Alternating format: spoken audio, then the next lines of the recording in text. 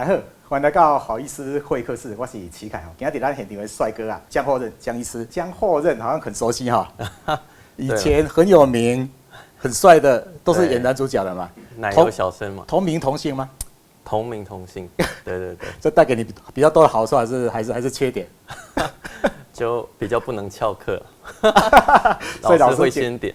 警示啊，老师一直盯住你要点名，是不是？对对对，现在比较不会，年轻人比较不熟悉嘛。但是就是年纪稍大就知道他是演花系列的男主角，大家都你对他这么熟悉哦，演过花。我小时候就知道，哎对。从小，所以你国小时候他大概就已经成名了。他后来当过演艺工会的理事长，他算是对演艺圈也有贡献了。对，他算演就是我小时候还看过他演的连续剧了啊，所以呢，就是等那个演员名单跑出来，要看我自己名字的。好，所以以后大家要看这个江厚任啊，不是只有看电视上的江厚任，可以到台安医院找江厚任哈，江医师哈，是这个帅哥。来，江医师今天跟我们谈两个很重要的议题，第一个。议题大家一定有听过这个名词，就是睡眠呼吸中止症。大家有印象吗？当初阿扁啊，陈水扁那时候说他要求保外就医，是，那时候印象就很深刻啊。他就说他有呼吸的睡眠的时候，突然就不呼吸了，这个呼吸就中止症了。还说有搞不好突然就醒不来了，就猝死了。是，这个病是真的这么严重吗？对，睡眠呼吸中止其实就是就是它字面上的意思，就是在我们睡觉的时候，我们的呼吸没办法很通顺。那就是空气没办法顺利的进到我们肺部，它是真的就是停止呼吸，暂时停止呼吸啊。对，它分成两种，那一种是中枢性的，中枢性的意思就是说我们大脑忘记下指令给我们的呼吸的肌肉，就是被阻断了，或者有一些病理性的因素，然后我们大脑忘记呼吸了，所以我们就没办法产生呼吸交换气体的动作。但是中枢性的其实占少数，那大多数都是阻塞性的。阻塞性只是意思是说，我们的肌肉大脑还是想呼吸，但是空气要进来的过程的路径被塞住了。那所以就会产生我们没办法交换气体。那确实很严重的患者就是睡觉的时候他就像我们憋气一样，就像是我们小时候会去游泳池游泳嘛，所以喜欢玩看谁可以在水底下憋气，憋多久？对，憋气憋多久？那种情况就像是，假如我们在水里面憋气憋很久。然后突然站起来，那就是受不了的时候站起来，我们血氧浓度大概都还有80%几以上，但是有时候严重的睡眠呼吸中止，它的血氧浓度会降得非常低。它大概会多长？例如说多久没有呼吸？这个暂停呼吸会多久？对，就是有时候可能短的话数秒钟，长的话甚至30秒、1分钟以上都有可能。就跟憋气1分钟这样子。对，然后直到就是我们大脑缺氧就是受不了了，然后再受不了它会弹起来，就对，会就是对，它会叫我们咳嗽一下或是翻个身。所以说很多，但是这个过程中，其实患者本身不知道。来，江厚任江小生先问一件，所以如果你睡着当然不知道嘛，对不对？对。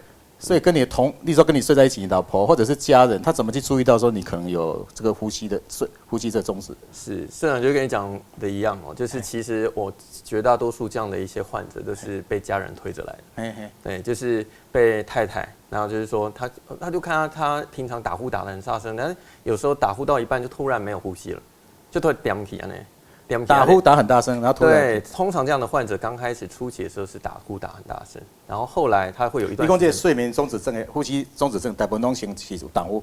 打呼就是轻度的，轻度的就是睡眠呼吸中止的前期这个样子。那等到就是打呼空气还过得去，会高吗？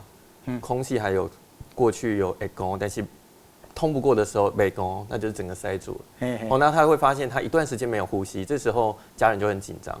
然后后来是可能过个几十秒之后才发现，病人起来翻身，或是突然很剧烈的咳嗽，之后才会发现，他那段时间是没有呼吸的。那家人看到当然会非常紧张，那还会就是赶快叫病人来就医这个样子。所以观众朋友，今天晚上睡觉的时候，看看你睡在你枕头旁边的人，不管是老公、老婆，或者是你的家人，是看他有没有打呼，对的。如果有打呼，可能就是前期的。是。第二个，甚至看看他的整个状况。如果需要，赶快来找这个江小生哈。那事实上，它的危险性不是只有晚上的状况，听说连白天可能开车，你如果真的有这个症状的话，是导致那个车祸发生率很高。为什么呢？就是我们医学研究就指出就是在睡眠呼吸中止的时候，虽然我们的患者在短期的症状，大部分就是因为晚上睡觉的时候还是有睡着嘛，但是通常患者睡个比如说7、8个小时，睡眠时间虽然很充足，早上起床的时候，因为晚上睡眠的时候呼吸不到空气，所以说我们大脑它会一直被惊醒，所以常常患者在短期的症状就是早上起床之后感觉没有睡饱。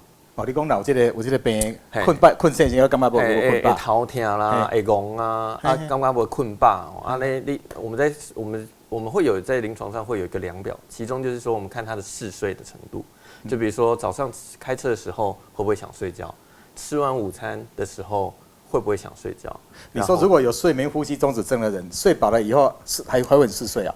没错，你会觉得你自己睡眠的时间已经够长了，但是早上起床的时候还是很嗜睡，像是没睡饱的样子。就是有睡，例如说可能已经睡到7、8个小时，可是醒了头还是很胀，还是想睡。那就要检查看有没有这个症状。没错。那假如又有，比如说家人观察他晚上打呼非常严重，或是有观察到睡眠就是呼吸中断的情况，那我们就可能要谨慎评估他是不是有这样子阻塞型睡眠呼吸中止症的情况。就是说讲，可能还在嗜睡状态，或者头还是胀胀的，所以他就可能。所以有统计，所以有人进一步去统计什么？发生车祸比例高了7倍啊，7、8倍。是，这是当然是国外的一个统计的数据，不过这也值得大家参考。就是确实，因为我们早上睡醒的时候还很嗜睡，所以他开车的时候度孤等等的情况会很严重。所以说在比较更久之前其实我们的重度的睡眠呼吸中止症的患者，政府是有核发身心障碍手册的啊。你说有这个睡眠呼吸中止症重度的患者是之前还有啦，近慢没了，近几年还会给你残障手，对，属于残障的一种。你可以去停那个残障车位，对，所以因为它产生的对我们的平常的一些精神或者他日常生活行为影响很大，影响很大。所以你看，不是在困的时候，连开车都有影响，而且好像。就说就你们的医学的这个研究，这个不好，赶快去医啦！有这个问题要赶快医，不医的话，你说什么？连那个心脏血管什么那些都会受到影响。是，那我们像主任刚才讲的，我们说的是一个短期一个结果，但是我们把时间放长期来看，假如一个患者，他们一个人应该说一个人，他每天晚上睡眠都常会被他的呼吸常被中断的话，那它会产生在我们身体会产生一些生理性的反射。那包括它会让我们的交感神经会长期的反复被兴奋，那我们身体会一直处在一个发炎的状态，那长期而言会产生高血压、心脏病、糖尿病甚至中风这些代谢性疾病、心血管疾病的机会都比一般人要高非常多倍。所以说长期的睡眠呼吸中止没有中重度的睡眠呼吸中止没有去处理的话，会造成我们一些慢性病的一些产生。所以有人跟我讲心脏病还是高血压，实际上搞不好就是因为他就是有这个症状，慢慢就引起了。是，对。那我们在医学上有一些研究，就是说，假如这类的患者，我们去解决了他的睡眠呼吸中止的一个情况，治疗睡眠呼吸中止。那他在治疗一段时间之后，他的这一些包括血压、血糖等等的情况都会比较好控制，他的用药量都可以降低。所以假期今天开始就要看看睡在一起的人这个状况了。对，甚至注意他开车的这个状况有没有因为这样引发其他的问题，更严重的听说因为这个病如果不好好医，重度下去，猝死症也很高的，就是真的像阿扁讲了，有可能就睡一睡就真的就不醒来了嘛？是，有真的这么严重？它其实也不是说一睡不醒，但是我们的医学研究统计来看假如中度的睡眠呼吸中止放着不看，放着不去管那它的对我们人的平均寿命会有影响它的5年跟就是在未治疗的5年跟8年的死亡率都会有很显著的上升。说5年的死亡率上升13%，没错，8年上升37%，对比一般人而言。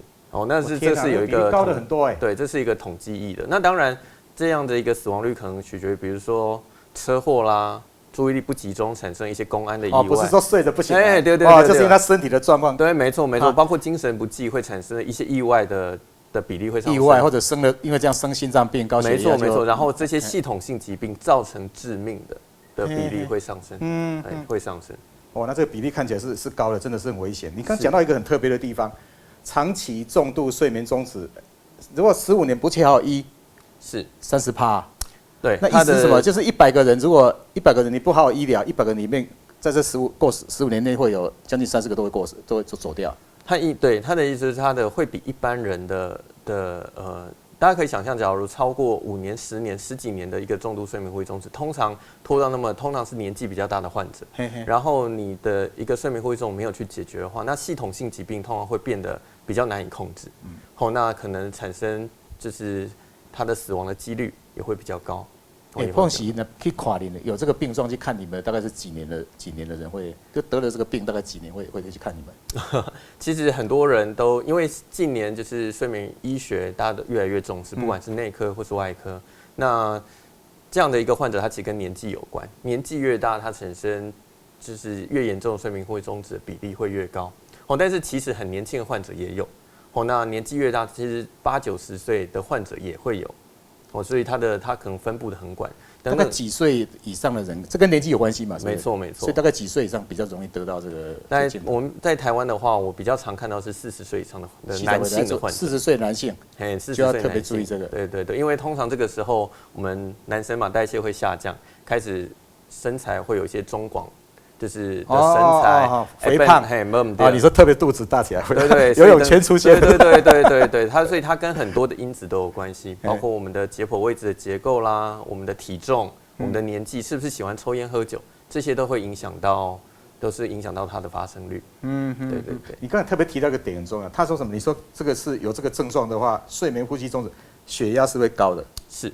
对，会比较容易是有高血压的倾向，所以有人都在讲血压血管，那找原因的话，可能就要去注意一下自己睡眠的状况。这是确实的，这是确实。对，就是在高血压的患者里面，有很高的比例就是同时有合并有睡眠呼吸中止的情形。那睡眠呼吸中止的患者里面，我常常就是在门诊的时候，我都会问他说：“你就是高血压有没有在治疗？那已经吃药吃多久了？”那通常这样的患者，就是罹患高血压的，在服药的比例也非常的高，也非常的高。所以，但是这两者其实有互相影响的一些关联哦。那我们去解决了睡眠的问题之后，那通常血压的情况也会比较改善。30%高血压这个病患可能都有这个呼吸中止这个没错，这是在医学上的统计，所以它是相关的嘛，对不对？对。但是就是主持人你可以想象，就是它其实是一个混合性的问题，包括。比如说高血压患者，我们会想到也就是比较胖，对不对？比较没有在运动，没运动，没运动啊，对，卡大脚啊，然后我们软组织比较多，也会容易造成高血压的问题。来利用这个机会，今天很难得，我们这个跟江后任小生一样的这个江后任医师在我们这个现场哈，我们要特别问你一下，是预防重于治疗，对不对？是。那我们让观众朋友了解一下，你如果做哪些事情或者不注意哪些事情，最容易得到这个症状？好。我们就是讲到，就是它的一个危险的因子哦。那危险因子，我像刚刚其实最主要就是以一般人来讲，最主要就是肥胖，就是肥胖。那所以不管是老的啊、年轻的，对，中壮年，如果游泳圈出现，就要非常非常的注意。对。然后大家常看卡通或是影集，就是它会演到，比如说患者有人在打呼的话，通常就是比较胖的患者。对不对？就是比较烫的患者。所以肥胖本身也容易引起打呼。对，就是打呼跟睡眠呼吸中止。那另外一个就是年纪越大越容易。你知道细长会开戏的？细长会开戏，男生。那为什么男生这么倒霉？男生比女生这个症状会更多？对，那一方面当然是身材的关系，就是男生在中年之后，就是当然体重的增加，那包括会比较显著，所以它的比例也来讲会是比较高。那男生抽烟喝酒的比例也比较高。男生抽烟喝酒，所以包括我们抽烟会影响到我们的肺部的一个呼吸的力量，我们的呼吸的进出量会降低，然后喝酒也会，只要喝比较醉，我们身体会更放松，太放松的情况之下，就会造成我们上呼吸道的塌陷，那就容易造成睡眠呼吸中止。那其实，在台湾或者在亚洲，其实更重要的就是我们的一个解剖。我们天生就是东方人的我们的上下颚就是比较后缩，比西方人而言就比较后缩，所以在西方大家可以看到，就是大部分都是肥胖造成的睡眠呼吸中止，但是在东方我看过，而且他们西方比我们更胖，没错，他动不动就在100-200公斤以上。那但是假如在东方人就是我常常看到，其实不那么胖，但是也有睡眠呼吸中止的患者会产生，因为主要是我们上下颚的结构都是比较后缩的关系。那产生的问题也会比较麻烦，比较棘手。因为西方人我们可以让他减肥，体重降低之后就比较会降低他睡眠呼吸中止，但是东方人他的通常这样患者已经很瘦，也不知道减去哪里，所以我们就需要其他的一些治疗方式去改善。好，所以40岁以上的，尤其是男性嘛，对不对？是。然后注意一下，不要太肥胖啊，不要让自己胖起来。第二个 ，N 跟9这个是非常致命的哈。是。那更进一步，我们来问一下江小生哈，到底要怎么去治疗这个问题？好像听说有时候口内什么止鼾器啊，还有一个动手术。好，等一下，然后请教一下主任。好，好，我们休息一下，我们慢回来。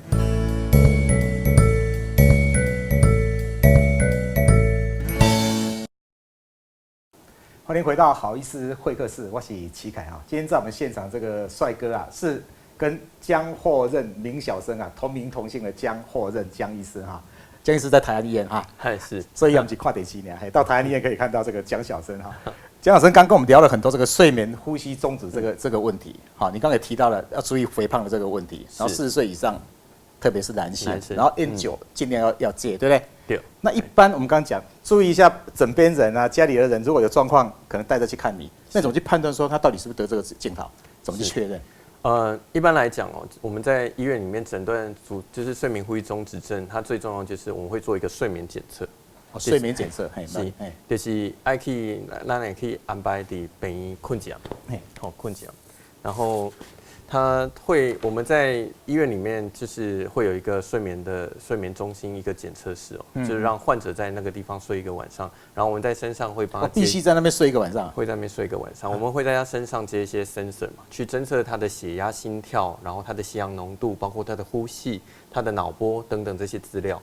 然后睡个晚上，我可以获得他在睡眠的时候的一些生理的一些反应，然后内科医师我们会去判读这个资料，去对他做一些诊断。